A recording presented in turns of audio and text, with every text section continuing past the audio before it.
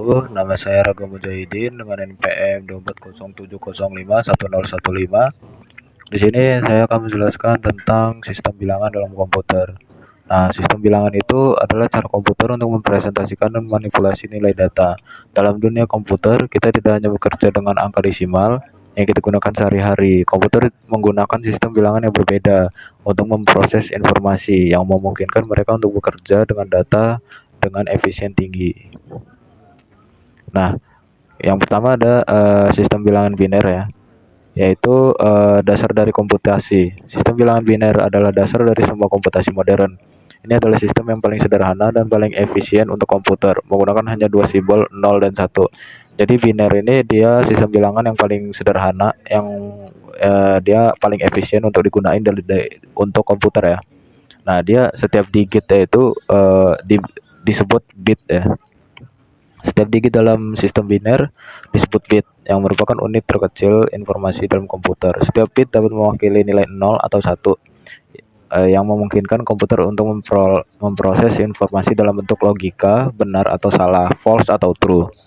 Nah, kemudian sistem bilangan biner ini sebagai representasi data. Sistem biner digunakan untuk mempresentasi semua jenis data di komputer, termasuk angka, teks, gambar, dan suara. Melalui kombinasi 0 dan 1, komputer dapat mengkodekan informasi yang kompleks. Nah, kemudian selanjutnya ada sistem bilangan oktal. Oktal ini dia berbasis 8 ya, mulai dari 0 hingga 7.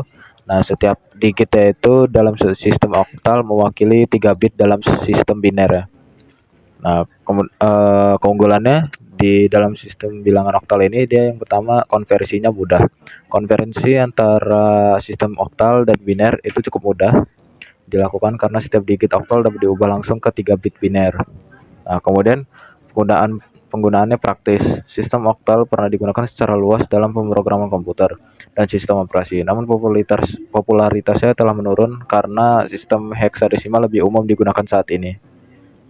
Nah, kemudian ada sistem bilangan desimal atau sistem bilangan yang biasanya kita gunakan sehari-hari ya.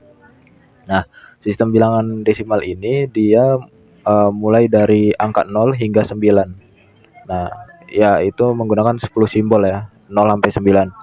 Nah, ini ada sistem bilangan ini adalah sistem bilangan berbasis 10 di mana setiap digit memiliki nilai tempat yang berbeda. Nah, kemudian konversi ke biner.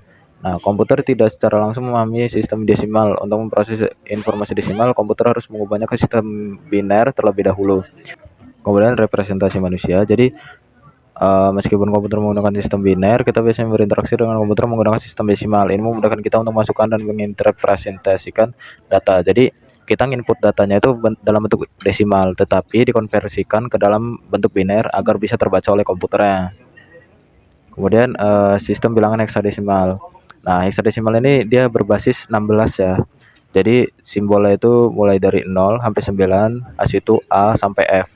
Representasi ke binernya itu satu heksadesimalnya itu 4 bit ya. Nah, sistem heksadesimal menggunakan 16 simbol mulai dari 0 hingga 9 dan A hingga F. Setiap digit dalam sistem heksadesimal mewakili 4 bit dalam sistem biner. Sistem ini sering digunakan dalam pemrograman komputer khususnya untuk alamat memori dan warna. Nah, kemudian ada konversi antar sistem bilangan. Nah, input desimal. Komputer menerima input dari pengguna dalam bentuk desimal seperti angka yang kita ketik di keyboard. Kemudian dikonversi ke biner. Komputer harus mengubah input desimal ini ke dalam bentuk biner agar dapat diproses. Hasil itu proses komputasinya untuk diolah oleh komputernya. Kemudian baru terus tuh output kembali dalam bentuk desimal. Nah, hasil komputasi dalam bentuk biner itu kemudian diubah kembali ke desimal agar dapat dipahami oleh pengguna. Nah, kemudian pentingnya pemahaman sistem bilangan.